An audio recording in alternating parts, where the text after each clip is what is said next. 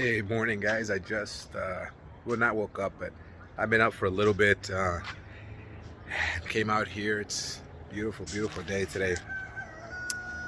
Um, yeah, just hanging out outside, getting a little bit of the coldness, kind of waking me up. Uh, Today, guys, let's dive right deep into the mind. So, if you don't mind, I mind. Let's eat.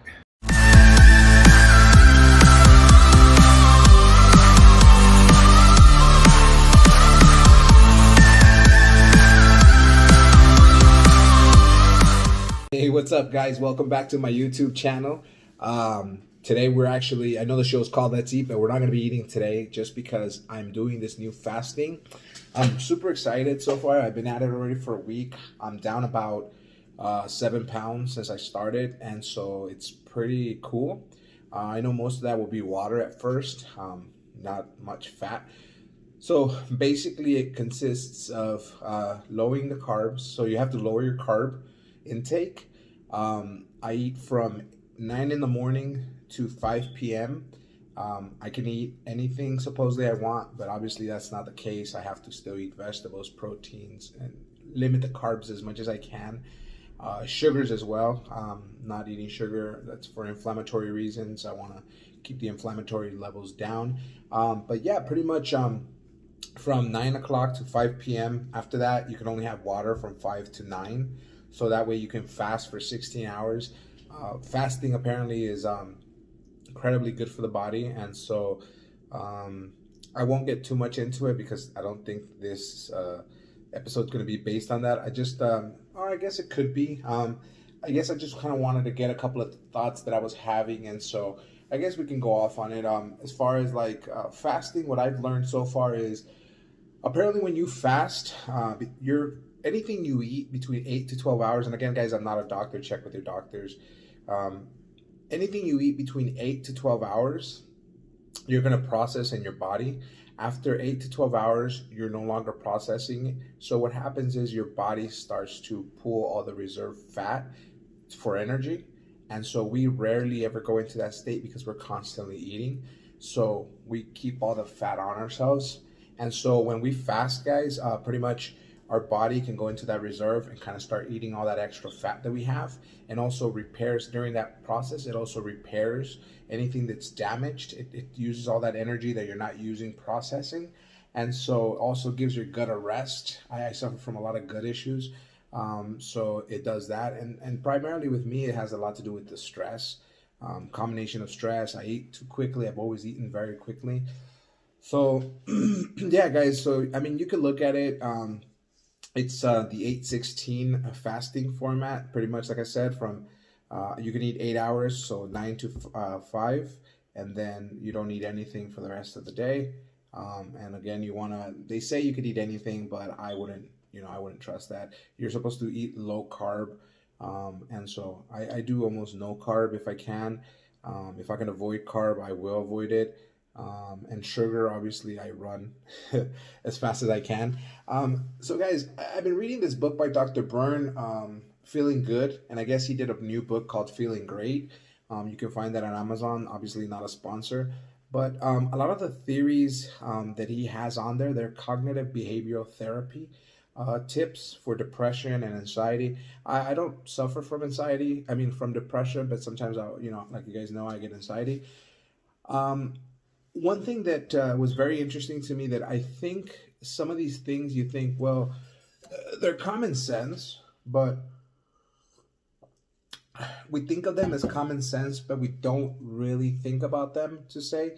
So, for instance, he brings up a point about how the mind is like our organs, basically our lungs, our heart. It just basically working in the background, but for some reason, somewhere along the line, we started to pay the mind more attention, and so it's kind of like the situation like a TV in the background. So imagine that you left the TV on, you left it on a channel, and then it's just playing in the background, and that's what it's supposed to be. It's not supposed to be take it so serious. So I constantly get all these fear thoughts. And from the cognitive behavioral therapy point, it's like certain thoughts we just ignore them as not meaning anything, but as soon as we get a thought that has some meaning to us personally, we knew someone who died of a heart attack, or we've constantly been bombarded by the TV, by media, and so as soon as it hits on something that has some meaning to us or that sparks an emotion, then we get all wound up. So I think that one of the keys to getting better from his book is learning to understand that the mind is just a record of the past. You know, whether it's your life experiences or media. So for me, something that's helped me a lot has been limiting my consumption of media. Um, our mind, you can read this anywhere. Our mind doesn't know the difference between an actual event and an imagined event. You can look at that. Joe Dispenza, he's one. You can look him up on YouTube. He has great stuff on that. And yeah, the mind is just a record of the past. But like I said, it doesn't know. So if you're watching, crime, murder, and drama and all that, you're gonna absorb all that. I mean, our minds aren't intended, even though we've evolved as humans and we've got all this amazing technology. But if you think about it, physically, we haven't really evolved that much. And so we can be overstimulated so easily. I mean, so easily. We're not even meant. I read somewhere that in a day, we absorb what people absorbed in like 1890s in their lifetime, that we absorbed that much information in one day. And so can you imagine, like, our minds, we're not, that's why we're all over the place. We're not intended to absorb this much. That was never the plan. Our bodies haven't evolved. The same thing with the food. Think about it. We can't process so many different foods. We've developed all these formats and all these processes for food, but our bodies aren't meant to be able to deal with all that. They've never evolved into that. They might eventually. Our mind might eventually develop some new cortex next to the frontal cortex. We don't know that. But till now, so I personally don't consume that much media, and it's really helped me. See, here's the reason I wanted to talk to you guys about today is because I think when people hear like, oh, you're living this holistic lifestyle of like meditation, chanting, affirmations, all these things. So people right away, they don't understand it. And the first thing they want to do is judge it and say, oh, well, I saw you're so holy and all of a sudden you had a panic attack. Guys, the misunderstanding is this. You have people like Sadhguru, Eckhart Tolle, who claim to be these beings who no longer have thought, fear. They're always super happy, and that's fine if that's who they are.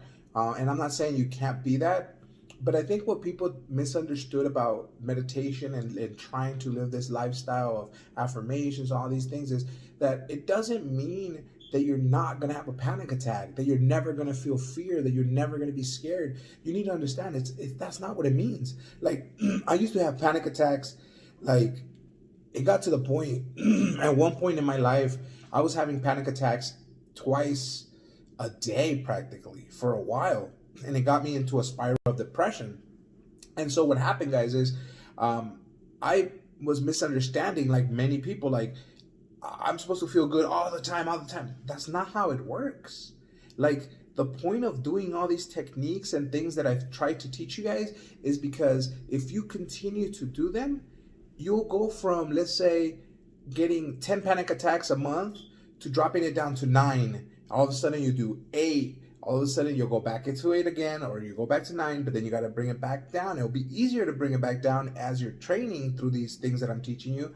And then all of a sudden 6, 5, 4, and hey, if you eventually get to 0 over, whatever it takes you, everyone's different, then that's amazing, 100%. I'm so happy that that's happening, but people need to understand that it doesn't mean that you're going to be 100% always happy. Like, get that through your mind. Like, it's not going to happen. You're not going to be 100% happy, never feel stressed, never feel this.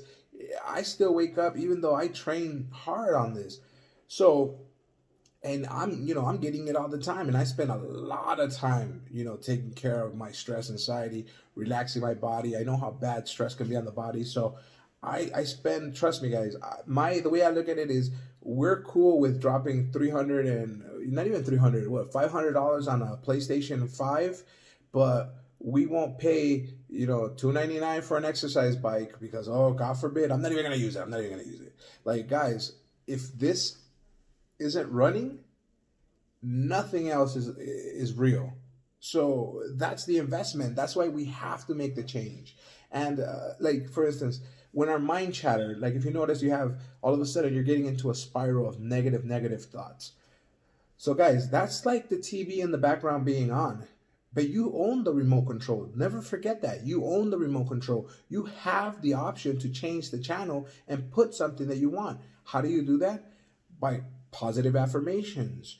Constantly telling yourself, whenever you have a negative thought, break it down. Like, is that thought actually real? Is it real? I mean, is it just your mind just telling you random things? So constantly challenge your negative thoughts. Give yourself better thoughts. Just affirmations every day. Hey, I feel good. Smile.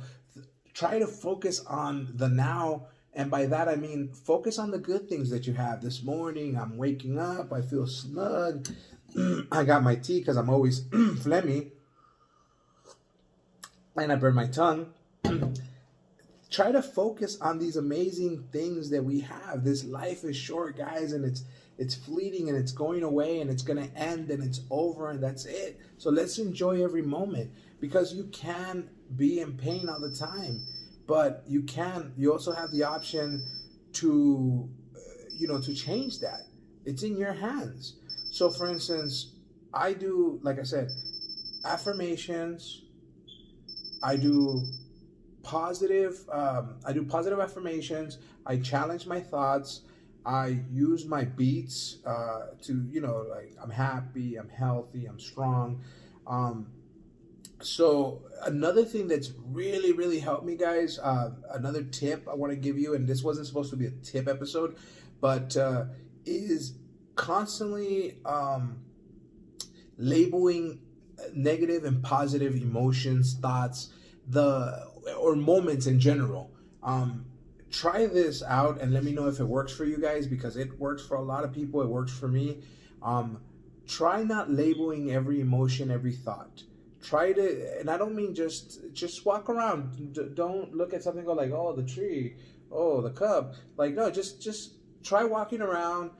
Try not, oh, this moment's great, this moment's not. The moment you stop labeling, because people could be living the same moment and have a totally separate idea of what that moment is, but our labeling makes it real to us. So the moment we stop labeling, it doesn't mean you're going to stop completely forever, but you'll start noticing a drop in you just existing in moments without constantly like, oh, I'm bored, oh, I'm sad, oh, I'm happy. And believe it or not, just by not constantly labeling every moment, you will actually feel happiness from it. And you won't tell yourself you're happy, you just feel happy. And that's amazing. And so I wanted to kind of bring that up to you guys by telling you that, hey, you can change the channel, by meditating, doing all that. So what you'll have is, so when you start doing all these positive affirmations, meditating, challenging your thoughts, all this stuff that you'll start doing that's gonna start changing that negative channel into a positive channel. You'll still have a bunch of thoughts. You'll still have negative thoughts coming in, but they'll be primarily of your choosing. If you're focusing, don't forget, your mind has no idea that it's negative or positive. All the mind wants is attention, like a child. It just wants to be active. So if you tell it what you like, if you give an emotion to something that you find more positive, you're constantly focusing on it, then your mind just keeps feeding you. Your mind doesn't want to harm you or kill you or anything like that. It just wants to be acknowledged. So by you acknowledging great moments, like, hey, I'm having this amazing meal, it tastes so good, and really focusing on it and amazing. And at the end of the day, journaling, guys, I don't do it enough. I talk about it, and when I do it, I can feel the benefits of it. At the end of the day, I do it more mentally, but it's not as good as if you actually physically put your pen down to a piece of paper and just write 3 things that you're really grateful for and focus 5 minutes on that. At the end of the day, kind of put into perspective. I tend to be one of those people that I pass the whole amazing day and then I have one shitty moment. All of a sudden, the whole day sucked. And, that mentality is no good. And as we're getting older, guys, we gotta start focusing on that mind, man, and our body. Just we want to be around for our loved ones, so let's do it. All right, guys. So that's gonna be the end of the episode. I hope you guys enjoyed it. Let me know, comment below, like, subscribe if you haven't already. And if there's anything else that you want to talk about, any questions you may have, let me know, because I don't have a life and all I do is read in how to improve. So stay safe, guys. Thank you for joining me on Let's Eat, the show that sometimes just doesn't eat.